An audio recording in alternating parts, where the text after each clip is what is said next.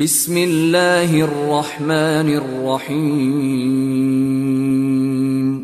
দয়াময় পরম দয়ালু আল্লাহর নামে। হামিম حاميم তানজিলুম মিনার রহমানির রহিম। ইহা দয়াময় পরম দয়ালুর নিকট হইতে অবতীর্ণ। কিতাবুন ফুসসিলাত আয়াতুহু কুরআনান আরাবিয়্যান লিকওমিন ইয়া'লামুন। এক কিতাব বিশদভাবে বিবৃত হইয়াছে ইহার আয়াতসমূহ আরবি ভাষায় কুরআন জ্ঞানী সম্প্রদায়ের জন্য। بشيرا ونذيرا فأعرض أكثرهم فهم لا يسمعون। সুসংবাদদাতা ও সতর্ককারী, কিন্তু অধিকাংশ লোক মুখ ফিরাইয়া লইয়াছে, সুতরাং উহারা শুনিবে না। وقالوا قلوبنا في أكنة مما تدعونا إليه وفي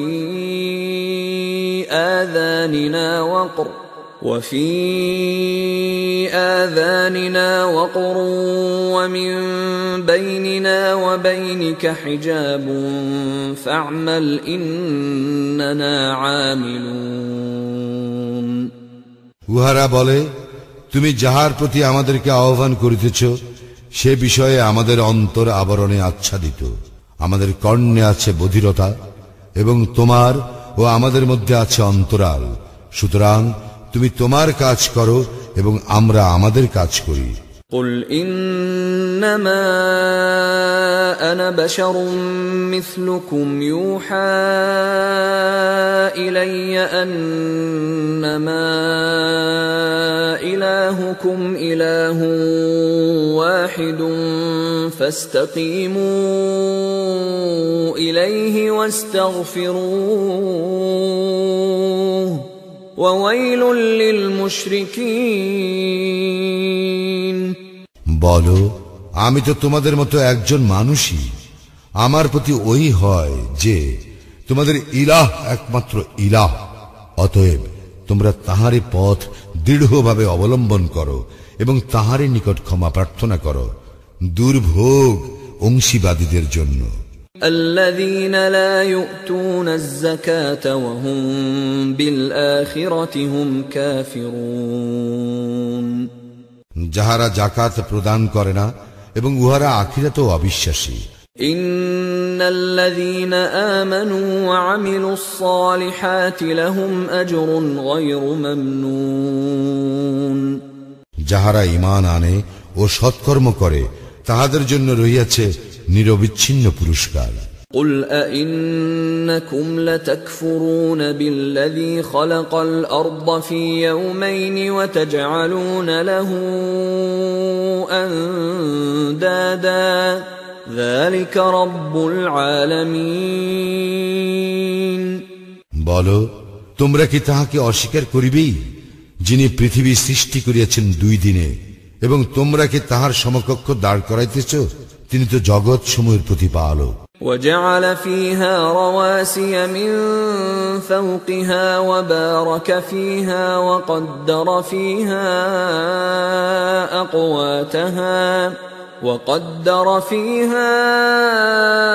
أقواتها في 4 أيام سواء للسائلين। তিনি স্থাপন করিয়াছেন অটল পর্বতমালা ভূপৃষ্ঠে এবং উহাতে রাখিয়াছেন কল্যাণ, এবং 4 দিনের মধ্যে ইহাতে ব্যবস্থা করিয়াছেন খাদ্যের সমভাবে যাচনাকারীদের জন্য। ثم استوى إلى السماء وهي دخان فقال لها وللأرض ائتيا طوعا أو كرها فقال لها وللأرض ائتيا طوعا أو كرها قالتا أتينا طائعين। অতঃপর তিনি আকাশের দিকে মনোনিবেশ করেন, যাহা ছিল ধূম্রপুঞ্জ বিশেষ। অনন্তর তিনি উহাকে ও পৃথিবীকে বলিলেন, তোমরা উভয়ে আসো ইচ্ছায় অথবা অনিচ্ছায়। উহারা বলিল, আমরা আসিলাম অনুগত হইয়া। فقضاهن 7 سماوات في يومين وأوحى في كل سماء أمرها وزينا السماء الدنيا بمصابيح وحفظا ذلك تقدير العزيز العليم। অতঃপর তিনি আকাশ মণ্ডলকে 2 দিনের সপ্তাহাকাশে পরিণত করিলেন এবং প্রত্যেক আকাশে উহার বিধান ব্যক্ত করিলেন, এবং আমি নিকটবর্তী আকাশকে সুশোভিত করিলাম প্রদীপমালা দ্বারা এবং করিলাম সুরক্ষিত। ইহা পরাক্রমশালী সর্বজ্ঞ আল্লাহর ব্যবস্থাপনা। فإن أعرضوا فقل أنذرتكم صاعقة مثل صاعقة عاد وثمود। তবু ইহারা যদি মুখ ফিরাইয়া নেয়, তবে বলো, আমি তো তোমাদেরকে সতর্ক করিতেছি এক ধ্বংসকর শাস্তি, আদ ও সামুদের শাস্তির অনুরূপ। إذ جاءتهم الرسل من بين أيديهم ومن خلفهم ألا تعبدوا إلا الله قالوا لو شاء ربنا لأنزل ملائكة فإنا بما أرسلتم به كافرون। যখন উহাদের নিকট রাসূলগণ আসিয়াছিল, উহাদের সম্মুখ ও পশ্চাৎ হইতে, এবং বলিয়াছিল, তোমরা আল্লাহ ব্যতীত কাহারও ইবাদত করিও না, তখন উহারা বলিয়াছিল, আমাদের প্রতিপালকের এইরূপ ইচ্ছা হইলে তিনি অবশ্যই ফিরিস্তা প্রেরণ করিতেন। অতএব তোমরা যাহা সহ প্রেরিত হইয়াছ, আমরা তাহা প্রত্যাখ্যান করিলাম। فأما عاد فاستكبروا في الأرض بغير الحق وقالوا من أشد منا قوة أولم يروا أن الله الذي خلقهم هو أشد منهم قوة وكانوا بآياتنا يجحدون। আর আদ সম্প্রদায়ের ব্যাপার এই যে উহারা পৃথিবীতে অযথা দম্ভ করিত এবং বলিত, আমাদের অপেক্ষা শক্তিশালী কে আছে? উহারা কি তবে লক্ষ্য করে নাই যে আল্লাহ, যিনি উহাদেরকে সৃষ্টি করিয়াছেন, তিনি উহাদের অপেক্ষা শক্তিশালী, অথচ উহারা আমার নিদর্শনাবলীকে অস্বীকার করিত। فأرسلنا عليهم ريحا صرصرا في أيام نحسات لنذيقهم عذاب الخزي في الحياة الدنيا ولعذاب الآخرة أخزى وهم لا ينصرون। অতঃপর আমি উহাদেরকে পার্থিব জীবনে লাঞ্ছনাদায়ক শাস্তি আস্বাদন করাইবার জন্য উহাদের বিরুদ্ধে প্রেরণ করিয়াছিলাম ঝঞ্ঝা বায়ু অশুভ দিনে। আখিরাতের শাস্তি তো অধিকতর লাঞ্ছনাদায়ক, এবং উহাদেরকে সাহায্য করা হইবে না। وَأَمَّا ثَمُودُ فَهَدَيْنَاهُمْ فَاسْتَحَبُّوا الْعَمَى عَلَى الْهُدَى فَأَخَذَتْهُمْ صَاعِقَةُ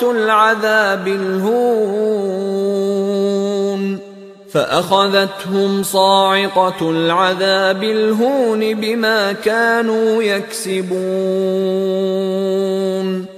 আর সামুদ সম্প্রদায়ের ব্যাপার তো এই যে আমি উহাদেরকে পথ নির্দেশ করিয়াছিলাম, কিন্তু উহারা সৎপথের পরিবর্তে ভ্রান্ত পথ অবলম্বন করিয়াছিল। অতঃপর উহাদেরকে লাঞ্ছনাদায়ক শাস্তির বজ্র আঘাত হানিল উহাদের কৃতকর্মের পরিণাম স্বরূপ। ونجينا الذين آمنوا وكانوا يتقون আমি রক্ষা করিলাম তাহাদেরকে যাহারা ঈমান আনিয়াছিল এবং যাহারা তাকওয়া অবলম্বন করিত। ويوم يحشر أعداء الله إلى النار فهم يوزعون যেদিন আল্লাহর শত্রুদেরকে জাহান্নামের দিকে সমবেত করা হইবে সেই দিন উহাদেরকে বিনষ্ট করা হইবে বিভিন্ন দলে। حتى إذا ما جاءوها شهد عليهم سمعهم وأبصارهم وجلودهم بما كانوا يعملون পরিশেষে যখন উহারা জাহান্নামের সন্নিকটে পৌঁছিবে তখন উহাদের কর্ণ, চক্ষু ও ত্বক উহাদের কৃতকর্ম সম্বন্ধে সাক্ষ্য দিবে উহাদের বিরুদ্ধে। وقالوا لجلودهم لم شهدتم علينا قالوا أنطقنا الله الذي أنطق كل شيء وهو خلقكم أول مرة وإليه ترجعون জাহান্নামীরা উহাদের ত্বককে জিজ্ঞাসা করিবে, তোমরা আমাদের বিরুদ্ধে সাক্ষ্য দিতেছ কেন? উত্তরে উহারা বলিবে, আল্লাহ যিনি আমাদেরকে বাক শক্তি দিয়াছেন তিনি সমস্ত কিছুকে বাক শক্তি দিয়াছেন। তিনি তোমাদেরকে সৃষ্টি করেছেন প্রথমবার এবং তাহারই নিকটে তোমরা প্রত্যাবর্তিত হইবে। وما كنتم تستترون أن يشهد عليكم سمعكم ولا أبصاركم ولا جلودكم ولكن ظننتم أن الله لا يعلم كثيرا مما تعملون তোমরা কিছু গোপন করিতে না এই বিশ্বাসে যে তোমাদের কর্ণ, চক্ষু ও ত্বক তোমাদের বিরুদ্ধে সাক্ষ্য দিবে না, উপরন্তু তোমরা মনে করিতে যে তোমরা যাহা করিতে তাহার অনেক কিছুই আল্লাহ জানেন না।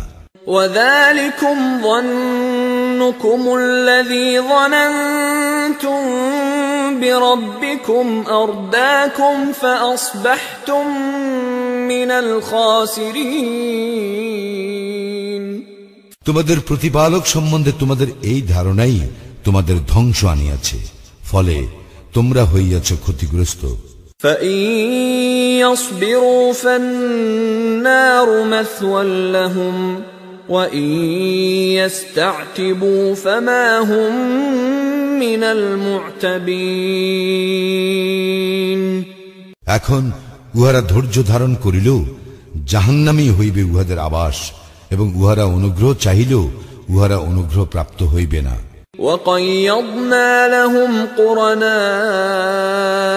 فزينوا لهم ما بين أيديهم وما خلفهم وحق عليهم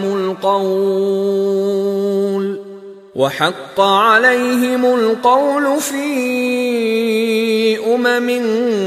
قد خلت من قبلهم من الجن والإنس إنهم كانوا خاسرين আমি উহাদের জন্য নির্ধারণ করিয়া দিয়েছিলাম সহচর, যারা উহাদের সম্মুখে ও পশ্চাতে যাহা আছে তাহা উহাদের দৃষ্টিতে শোভন করিয়া দেখাইয়াছিল, এবং উহাদের ব্যাপারেও উহাদের পূর্ববর্তী জিন ও মানুষদের ন্যায় শাস্তির বাণী বাস্তব হইয়াছে। উহারা তো ছিল ক্ষতিগ্রস্ত। وقال الذين كفروا لا تسمعوا لهذا القرآن والغوا فيه لعلكم تغلبون কাফিররা বলে, তোমরা এই কুরআন শ্রবণ করিও না এবং উহা আবৃত্তিকালে শোরগোল সৃষ্টি করো যাহাতে তোমরা জয়ী হইতে পারো। فلنذيقن الذين كفروا عذابا شديدا ولنجزينهم أسوأ الذي كانوا يعملون আমি অবশ্যই কাফিরদেরকে কঠিন শাস্তি আস্বাদন করাইব এবং নিশ্চয়ই আমি উহাদেরকে উহাদের নিকৃষ্ট কার্যকলাপের প্রতিফল দিব। ذلك جزاء أعداء الله النار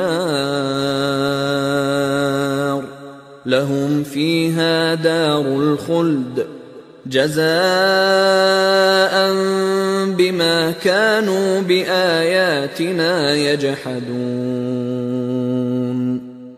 জাহান্নাম ইহাই আল্লাহর শত্রুদের প্রতিফল, সেখানে উহাদের জন্য রয়েছে স্থায়ী আবাস আমার নিদর্শনাবলী অস্বীকৃতির প্রতিফল স্বরূপ। وقال الذين كفروا ربنا أرنا الذين أضلانا من الجن والإنس نجعلهما تحت أقدامنا ليكونا من الأسفلين কাফিররা বলিবে, হে আমাদের প্রতিপালক, যেসব জিন ও মানব আমাদেরকে পথভ্রষ্ট করিয়াছিল উহাদের উভয়কে দেখাইয়া দাও, আমরা উভয়কে পদদলিত করিব যাহাতে উহারা লাঞ্ছিত হয়।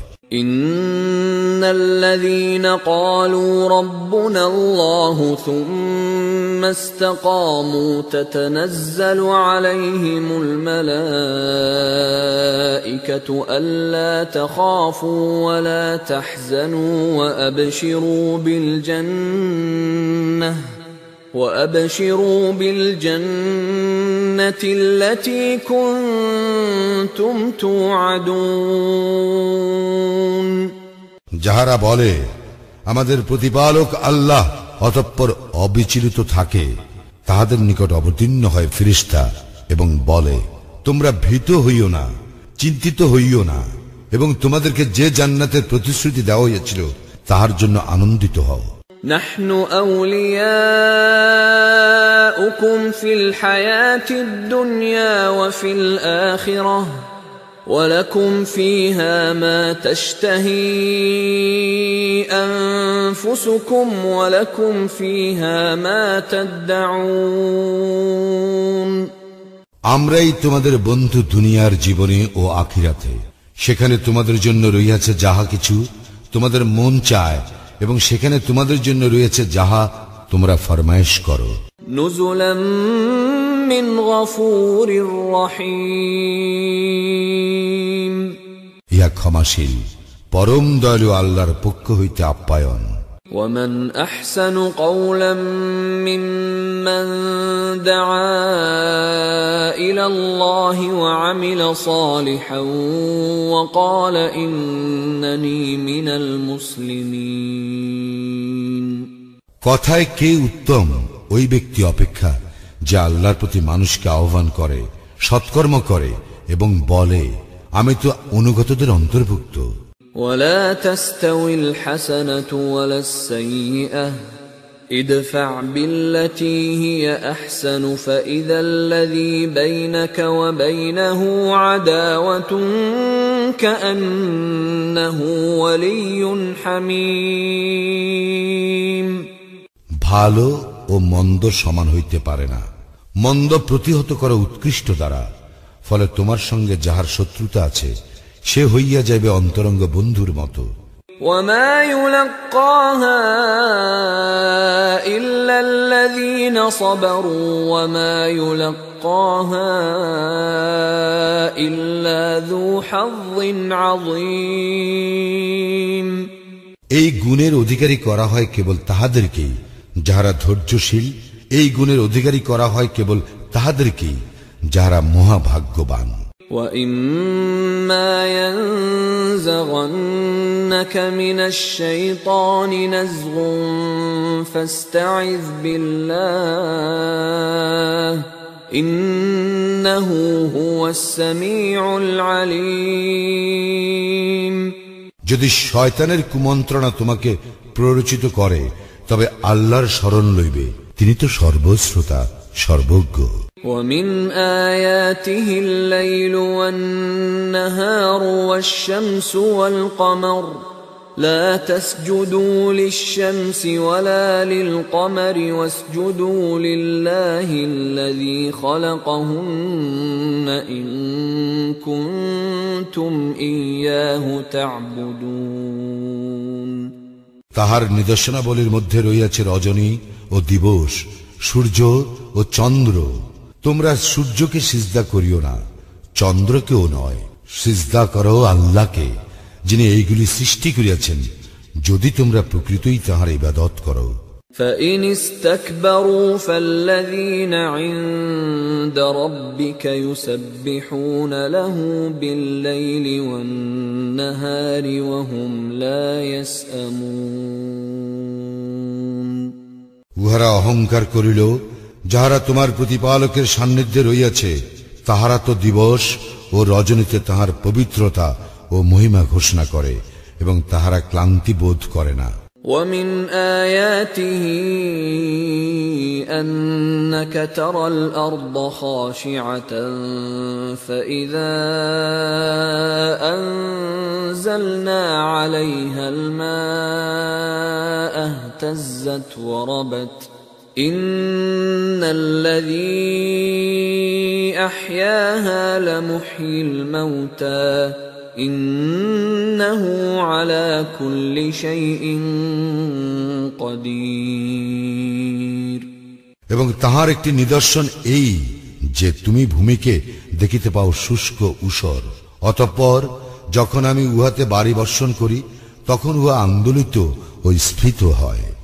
যিনি ভূমিকে জীবিত করেন তিনি তো মৃতের জীবন দানকারী, নিশ্চয় তিনি সর্ববিষয়ে সর্বশক্তিমান। إن الذين يلحدون في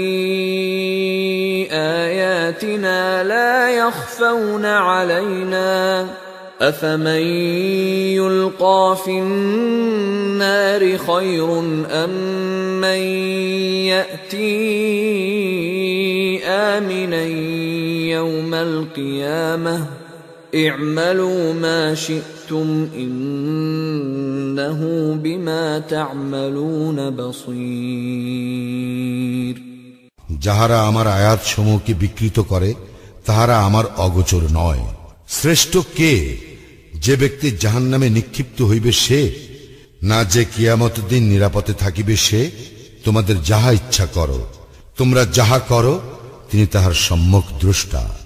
إن الذين كفروا بالذكر لما جاءهم وإنه لكتاب عزيز যাহারা উহাদের নিকট কুরআন আসিবার পর উহা প্রত্যাখ্যান করে তাহাদেরকে কঠিন শাস্তি দেওয়া হইবে।